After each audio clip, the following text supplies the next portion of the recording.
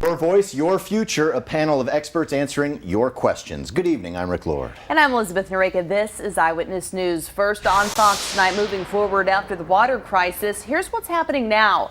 West Virginia American Water continues changing the activated carbon in its water filters, and in-home testing results across the 9 counties have been released.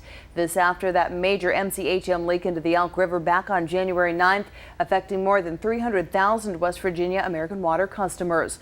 On January 13th, water customers flushed their systems zone by zone, a process lasting several days. But it wasn't until February 24th that the CDC officially said that the water is safe. On April 1st, Governor Earl Ray Tomblin signed the Water Resources Protection Act, which aims to tighten regulations for above-ground storage tanks. Tonight at the historic LaBelle Theater in South Charleston, Eyewitness News hosted a second town hall meeting focusing on the water crisis. A distinguished panel of lawmakers, healthcare workers, and industry officials answered your questions about what we've learned from the disaster. And where do we go from here? Eyewitness News reporter Kenny Bass has this story. The January 9th Freedom Industries chemical spill was a body blow to the entire region, a punch we're still recovering from. And I started talking to other senators, and I said, by the grace of God, this could have happened anywhere. We just didn't know. We just assumed that everything above ground was being inspected.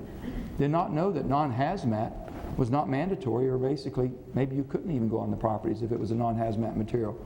So we started working on legislation immediately. A panel including Senator Joe Manchin, Representative Shelley Moore Capito, West Virginia American Water President Jeff McIntyre, State Epidemiologist Loretta Hattie, Dr. Rahul Gupta, Senate Majority Leader John Unger, and DEP Director Randy Huffman gave status reports on the work they've done in the wake of the disaster and answered audience questions about what lies ahead. These tanks will have to be inspected to ensure that they're not leaking or not about to leak. The secondary containment will have to have the same kind of oversight, as well as the leak detection system.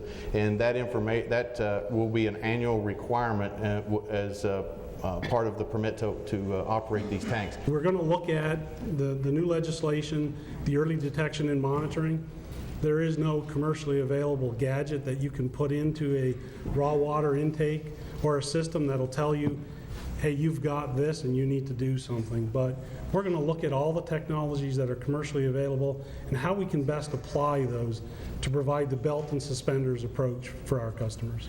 Regulating above-ground storage tanks, helping businesses which lost money because of the spill, punishing those responsible, protecting our students, and who will ultimately pay for the water company's expenses were all hot topics. There's a lot of really good questions, but the one that's lingering with me that I don't think we have the real answer to is the image answer. What are we going to do about this to restore our confidence? When I was driving in down D Street here, the Good Times, Happy Days restaurant has did y'all see it on the front?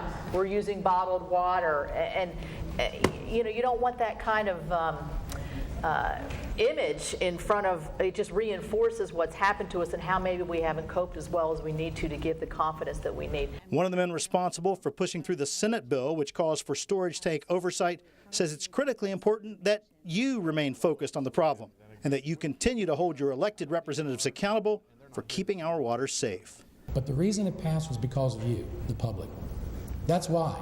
I've never seen, the time I've been in the legislature, a piece of legislation of this magnitude pass both chambers twice unanimously. Not one person voted against it.